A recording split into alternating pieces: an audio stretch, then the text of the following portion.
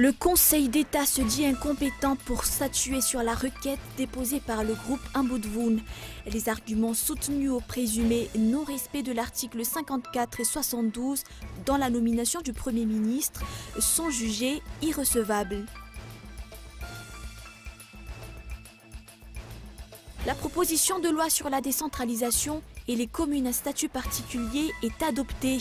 Des fraudes ont été suspectées dans le comptage des voix après la sortie des députés Tim et Mapar. Et enfin, le président Barack Obama a prononcé hier devant le Congrès américain à majorité républicaine le discours annuel sur l'état de l'Union. Une occasion de passer en revue les principaux enjeux pour l'année à venir. Le président Barack Obama a vanté l'entrée des États-Unis dans une nouvelle ère économique.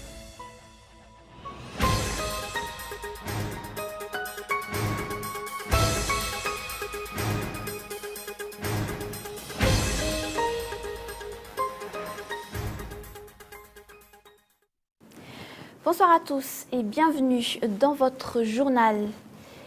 Le Conseil d'État se dit incompétent pour statuer sur la requête déposée par le groupe Ambudvoun et les arguments soutenus au présumé non-respect de l'article 54 et 72 dans la nomination du Premier ministre sont jugés irrecevables. Une telle affaire ne relève pas du pouvoir du Conseil d'État, mais de la Haute Cour constitutionnelle. On fait le point. Le Conseil d'État n'est pas compétent pour statuer sur la requête déposée par l'Alliance d'Ambudvoun. Une requête contre un acte de gouvernement relève de la HCC. La nomination du nouveau chef de gouvernement, Jean Ravelounarive, n'est pas un acte administratif, d'après le verdict du Conseil d'État ce jour. Ces arguments ne sont pas fondés, d'après le cabinet Rakoutsan, avocat du groupe Ambudvoun. La décision du Conseil d'État prouve que le litige ne concerne pas l'administration publique, mais une infraction aux dispositions de la Constitution. Les yeux de l'opinion publique sont actuellement rivés à Mbouda. On attend l'avis de la Haute Cour constitutionnelle. L'application de certains articles reste floue. Si l'article 72 de la Constitution prévoit la déchéance des députés changeant de groupe politique au cours de son mandat, la date de clôture de la constitution des groupes parlementaires n'est pas encore connue. Et on vous le disait aussi en titre, la proposition de loi sur la décentralisation et les communes à statut particulier est adoptée. Des fraudes ont été suspectées dans le comptage des voix après la sortie des députés Tim et Mapar, même si les débats n'ont pas encore été clos. Jean-Max Rakout-Mamoun, président de l'Assemblée nationale, a accéléré l'adoption. Reportage. Les députés Tim et Mapar sont sortis de la salle. Ils estiment que le moment est mal choisi pour l'adoption de la proposition de loi. Face au débat, un report de la session d'adoption est de rigueur selon eux. 100 députés étaient présents à l'Assemblée nationale lors de la session d'adoption de la proposition de loi sur la décentralisation et les communes à statut particulier. Après la sortie des parlementaires de la mouvance Ravalmanan et du Mapar, il n'y avait plus que 52 députés dans la salle. Suite au comptage des voix, 62 députés ont adopté la proposition de loi. Les 6 anciens arrondissements seront transformés en communes. Chacune d'entre elles organiseront de ce fait leur propre élection communale. Certains députés estiment que la délimitation d'Atanarive en 6 communes n'est pas encore opportun. D'après l'Intrakoutmang, du Mapar, la création de nouvelles communes devra être accordée à ceux qui ont déposé une requête auprès du ministère. Le ministère de l'Intérieur, de son côté, a expliqué que chaque commune aura son propre budget de fonctionnement et bénéficieront d'une subvention. L'amendement de la loi de finances s'impose, selon Thierry Rakout-Narive, secrétaire général du ministère de l'Intérieur. Et on continue toujours dans cette page politique. Le nouveau gouvernement sera formé avant la fin de cette semaine. D'après les informations, le nombre des CV reçus a connu une forte baisse. Le groupement des administrateurs civils affirme ce jour que le Premier ministre devrait prioriser les compétences. Ils préviennent déjà que le népotisme ne devrait pas figurer dans la sélection des candidats. Zora Koutoudji. Le nombre de CV reçus pour le poste de ministre à Mazouariv n'était pas nombreux, comme à l'époque du gouvernement Koul-Roger. Pour le moment, Mazouariv s'attelle à l'évaluation des anciens ministres pour décider de leur maintien ou de leur départ. D'après nos investigations, le nouveau gouvernement ne sera pas un gouvernement technicien, mais à 80% politicien. Le HVM aura la majorité des places, vient par la suite le TIM. La nomination des membres du gouvernement nécessite des techniciens compétents, affirme Razaf Jalam-Broud, représentant des administrateurs civils. Le népotisme ne devrait plus figurer parmi les critères de sélection, ajoute-t-il. L'affaire de l'alliance d'Amboudvoun fait partie des points qui bloquent la mise en place du nouveau gouvernement. Plusieurs négociations se feraient actuellement pour que les leaders de partis politiques participent dans ce nouveau gouvernement. Des rumeurs courent sur l'acceptation du Parti vert. Et puis les embouteillages monstres déteignent la productivité des travailleurs. La baisse est très nette. L'emploi libéral est le plus touché par le phénomène. Les transporteurs en sont également victimes puisque voilà, leurs dépenses en carburant explosent et les courses se font souvent à perte. Lily Rabiat. L'embouteillage est devenu un phénomène dans tous les secteurs de l'emploi sans victime. Aucun quartier n'est épargné. Les Tananariviens passent en moyenne 2 heures dans les embouteillages. Leurs pertes sont conséquentes. 80% de leurs recettes journalières sont englouties par les carburants, avec la perte du temps occasionnée par l'engorgement de la circulation. Les tours des taxis B ont diminué de moitié. Au niveau des entreprises, les responsables des ressources humaines restent compréhensifs.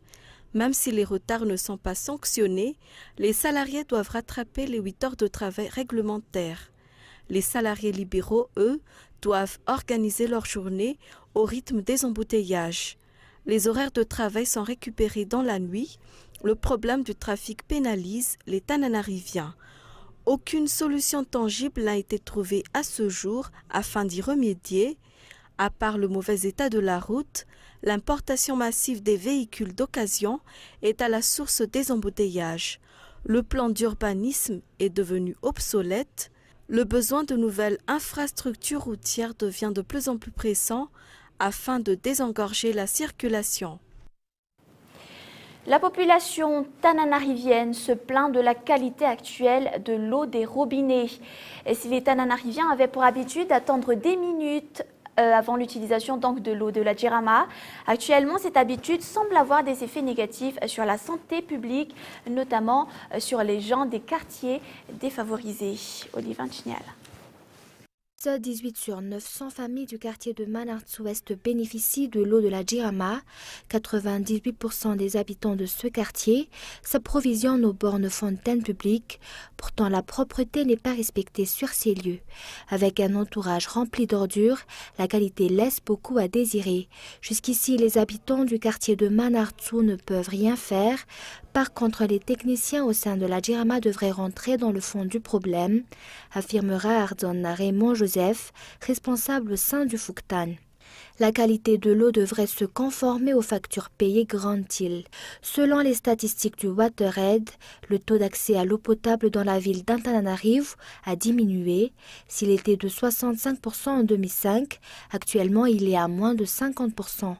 L'eau devrait être incolore, inodore, sans saveur et surtout sans microbes. Tels sont les critères qui expliquent la potabilité de l'eau, explique Rasloufman Analouf, responsable au sein du WaterAid. Jusqu'ici, ces critères ne sont pas encore respectés. À Antananarivo, ajoute-t-il, d'après les statistiques de l'Instat, seuls 44% des Malgaches ont accès à l'eau potable.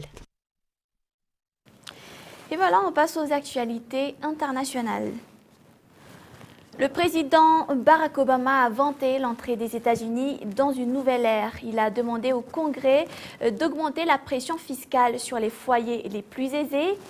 Parmi les idées avancées, il a évoqué la simplification de l'accès à la propriété, la hausse du salaire minimum, le développement des congés maternité et des congés maladie, ou encore la gratuité sous condition des community colleges qui offrent des formations universitaires courtes. Un autre point fort du discours, les nouveaux liens tissés entre Cuba et les États-Unis, 5 semaines après l'annonce de leur rapprochement historique. France 24. Il arrive face à un congrès majoritairement républicain, mais avec un discours volontariste et largement orienté vers la classe moyenne. Objectif de Barack Obama pour l'année à venir, profiter de l'embellie économique pour lutter contre les inégalités. Nous ne voulons pas juste que tout le monde en profite, nous voulons que tout le monde participe au succès de l'Amérique. C'est ça l'économie des classes moyennes.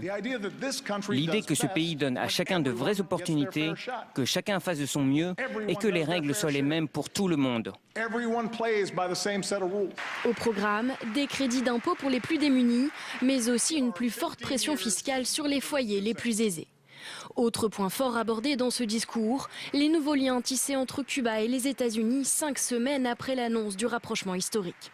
Barack Obama a appelé le Congrès à lever l'embargo économique contre la Havane sous les yeux d'Alan Gross, libéré par Cuba le mois dernier après 5 ans de prison. Et puis on va reparler de l'affaire Charlie. 4 hommes soupçonnés d'avoir aidé les auteurs des attentats de Paris ont été mis en examen et écroués.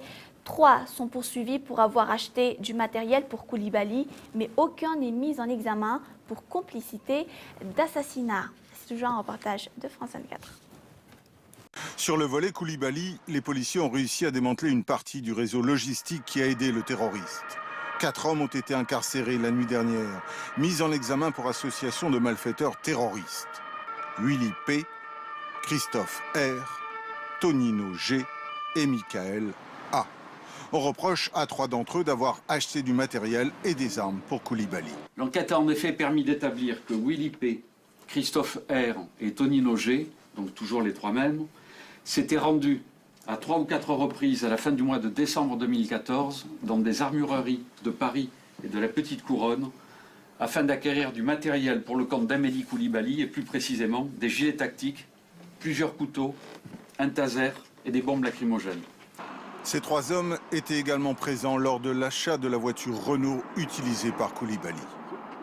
Pour le 4e homme, Michael A, ses empreintes ont été retrouvées sur des armes utilisées par Koulibaly et ils se parlaient régulièrement au téléphone. Plus précisément, on retrouve pour cette période de 4 mois 362 messages et 13 appels échangés au cours donc de cette période. La veille de l'attentat à Charlie Hebdo, ils se parlent 18 fois et ils sont localisés ensemble pendant 6 heures au même endroit. On est dans une sphère d'individus qui se connaissent soit parce qu'ils ont vécu et grandi dans le même quartier, parce qu'ils ont commis ensemble des faits qui relèvent de la délinquance de droit commun ou qui se sont connus dans le cadre de séjours en prison. Ce matin, l'avocat de l'un d'entre eux relativise leur rôle. À la vérité, je crois, et ça vaut pour tous les mises en examen, s'ils avaient su sur quoi on s'acheminait, jamais ils auraient été ils seraient tombés dans ce piège. Sur le volet des frères Kouachi, l'enquête progresse plus difficilement. Le procureur parle d'un travail qui pourrait durer des mois, voire des années. C'est le moment du rappel des points qu'on a vus ensemble dans ce journal. Le Conseil d'État se dit incompétent pour statuer sur la requête déposée par le groupe Amboudvoun. Les arguments soutenus au présumé non-respect de l'article 54 et 72 de la nomination du Premier ministre sont jugés irrecevables. Une telle affaire pourtant ne relève pas du pouvoir du Conseil d'État, mais plutôt de la Haute Cour constitutionnelle. Le nouveau gouvernement sera formé avant la fin de cette semaine. D'après des informations, le nombre des CV reçus a connu une forte baisse. Le groupement des administrateurs civils affirme ce jour que le Premier ministre devrait prioriser les compétences. Et enfin, la population tananarivienne se plaint aujourd'hui de la qualité actuelle de l'eau des robinets. Et si les Tananariviens avaient pour habitude d'attendre des minutes avant l'utilisation de l'eau de la Jirama, actuellement cette habitude semble avoir des effets négatifs sur la santé publique.